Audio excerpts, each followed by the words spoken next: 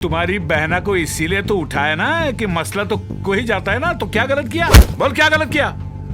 मार, जितना मारना है मार। बाद में ये मत बोलना कि मैंने तुझे मौका नहीं दी। मेरी हद पार हो गई, अब मैं दिखाता हूं मेरी हद।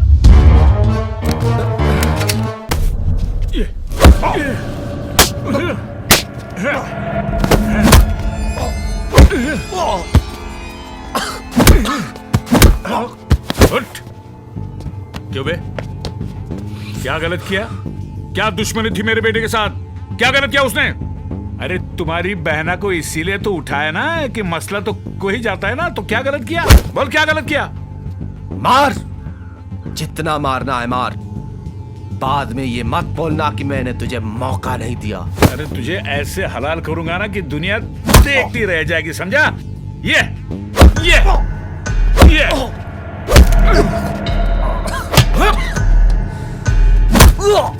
लीजिए सर।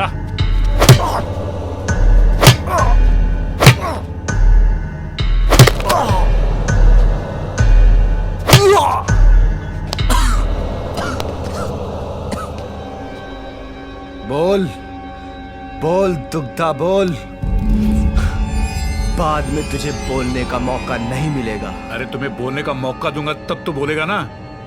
तू मुझे चैलेंज कर रहा है? एक गृह मंत्री को चैलेंज कर रहा है ये?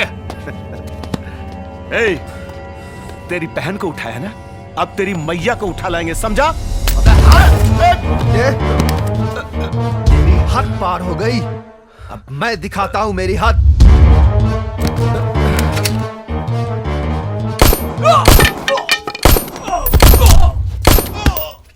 चंद्र बाबू, चंद्र बाबू, ये आप क्या कर रहे हैं चंद्र बाबू?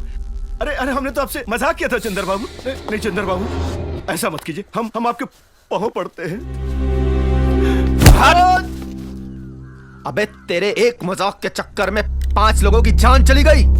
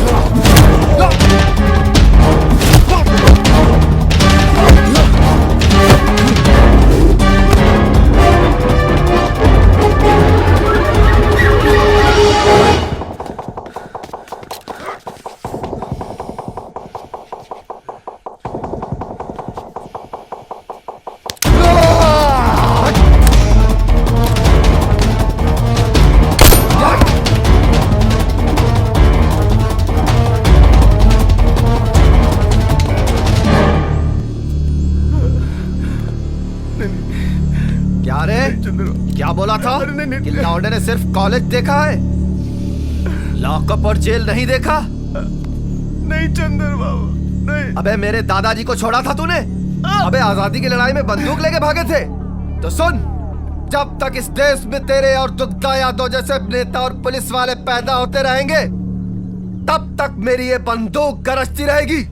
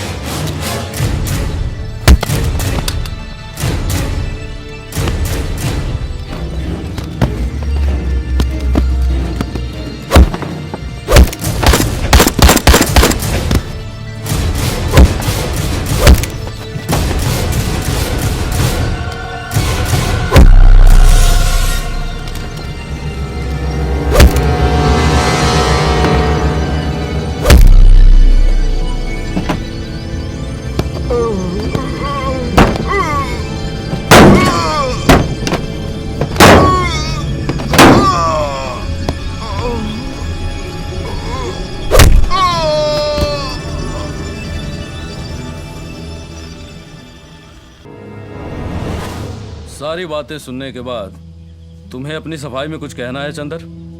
मैं ना तो कभी पुलिस का आदमी था और ना मैं उनके लिए काम करता हूं। अगर मैं पुलिस के लिए काम कर रहा होता तो मैं नक्सलाइट्स की बेहतरी के लिए कभी कुछ नहीं करता और ना ही संगठन को इतना मजबूत बनाता। तू झूठ बोल रहा है चंदर, अपनी गलती को कबूल कर। नैना, मैंने कोई गलती नहीं की है और ना मैं कोई गलती आगे करूंगा। अगर कमेटी ये समझती है कि मैं बेगुनाह हूं या गुनहगार तो वो जो सजा देगी मुझे मंजूर है।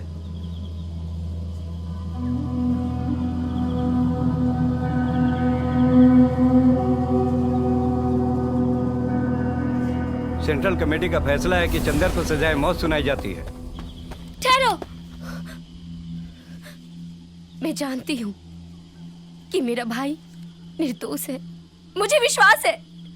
इसके बावजूद भी मैं सेंट्रल कमेटी से रिक्वेस्ट करती हूँ कि भैया के संगठन में अगर जरा सी भी निष्ठा है तो उन्हें अपनी सच्चाई साबित करने के लिए एक मौका जरूर दिया जाए। नहीं, फैसला हो चुका है। संगठन के साथ गद्दारी करने वाले को हम जिंदा नहीं छोड़ते, इससे तो मरना ही होगा। चुप रहो नैना। तो फिर सरकार में और हम लोगों में क्या अंतर रह जाएगा? ये बहस करने का वक्त नहीं है छुटकी, ये गद्दार है और इसको मैं नहीं छोड़ूंगी। चुप! खबरदार जो मेरे भैया के बारे में एक शब्द भी कहा, अगर मेरे भैया को कुछ किया तो मैं तुम्हें जान से मार दूंगी। छुटकी, तुम अपनी निष्ठा पे आंच मत आने दो। तुम एक कॉमरेड हो और तुम्हारे लिए कोई रिश्ता नाता मायने नहीं रखता। जब तुम्हारे बदन पे वर्दी है तो तुम सिर्फ और सिर्फ एक कॉमरेड हो, मेरी बहन नहीं। इसलिए मेरी बहना, तुम कोई गलती मत करो। भैया, भैया, फिर नेक्स्ट लाइट में और दुग्धा यादव में क्या अंतर रह जाएगा? वहाँ भी शोषण है और यहाँ भी शोषण है। फिर ये लोग किस न्याय की बात करते हैं?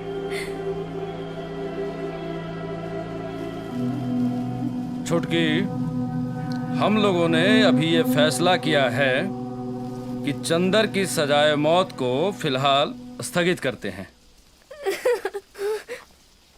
लेकिन एक शर्त पर, चंदर को 1 महीने के अंदर अंदर संगठन के प्रति अपनी निष्ठा प्रकट करनी होगी। अगर वो ऐसा करने में नाकामयाब रहा तो फिर 1 महीने बाद उसे सजाए मौत दे दी जाएगी।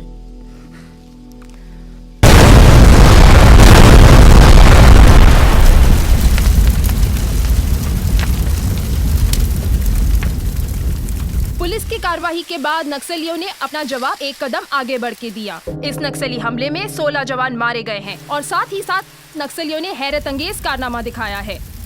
पुलिस टीम के सब इंस्पेक्टर अर्जुन का अभी तक कोई पता नहीं चला है और ना ही उनकी लाश मिली है। मैं सीमा, कैमरामैन आलोक के साथ वन नेशन के लिए सोनभद्रा, उत्तर प्रदेश से।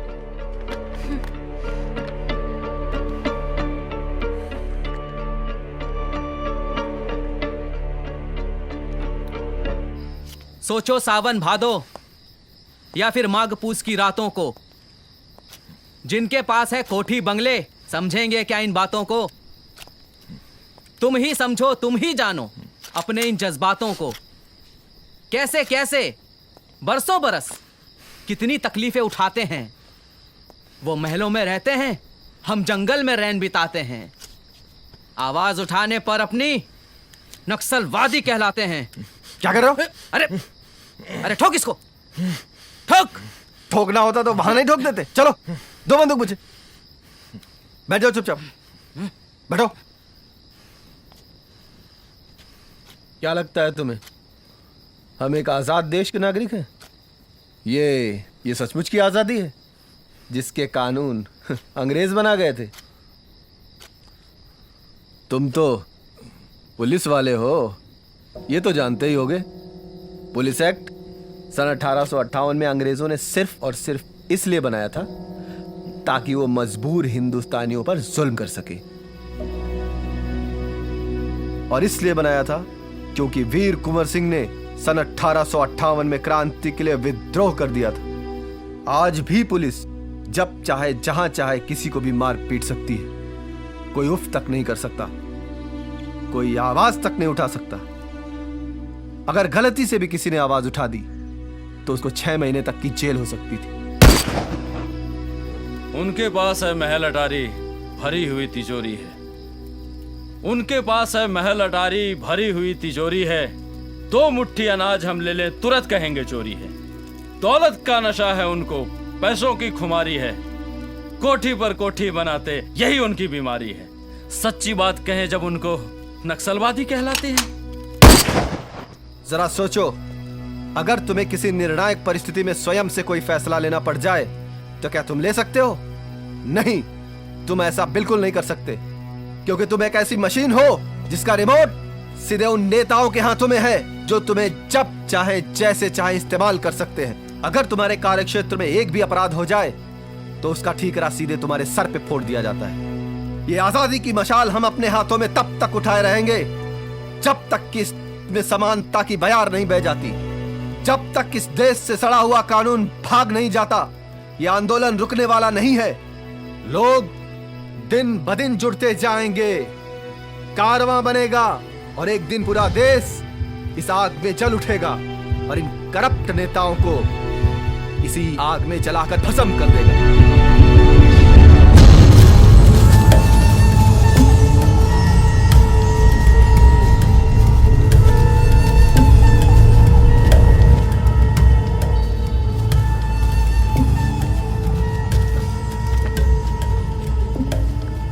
कॉमरेड, क्या करना है इसका?